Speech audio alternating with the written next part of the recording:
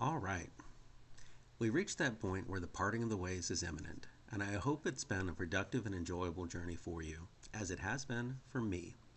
What I love about teaching is how it gives me a chance to continue learning, and I'm ceaselessly fascinated with the different perspectives which the students I encounter bring to the classroom. So, I wanted to take a moment and thank you all.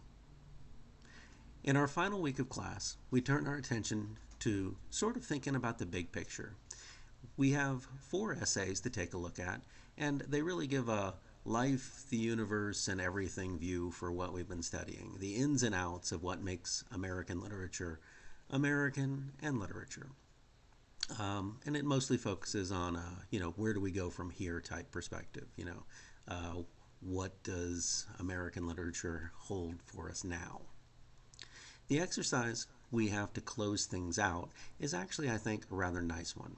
It's one where you can really stretch your creative impulses in a fairly informal but meaningful way. After you think about what our last readings say about the place American Lit has in our world, where it's going, and why, you're asked to pick a recently published poem. And you're to use that poem as the subject text for discussing what you think about American Lit to put everything we've been talking about in perspective. It's actually such an appealing idea, I'll be participating with you with my own poem selection. Really, the only other thing I have to mention is about late assignments. If I've been in talks with you about making up assignments, or if circumstances make it so that you are not finishing your milestone project on time this weekend, then what I have to say is that this really is crunch time. During the semester, I'm happy to work with students who encounter difficulties which impede meeting deadlines, but the accelerated courses at Southern New Hampshire do not leave me much room once things come to an end. Our class ends at the conclusion of week 10 on Sunday, August 4th. I must have final grades completed by the next Wednesday, just a couple of days later.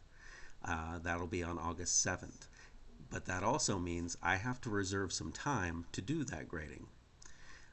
The upshot is that I really must have any outstanding work by the end of the day on that Sunday. So mark it on your calendars. End of the day, August 4th, is the ultimate deadline for any late assignments. I say again, it really has been a pleasure, and in the future, if you find yourself needing an expert in 19th century American Lit, you know how to find me.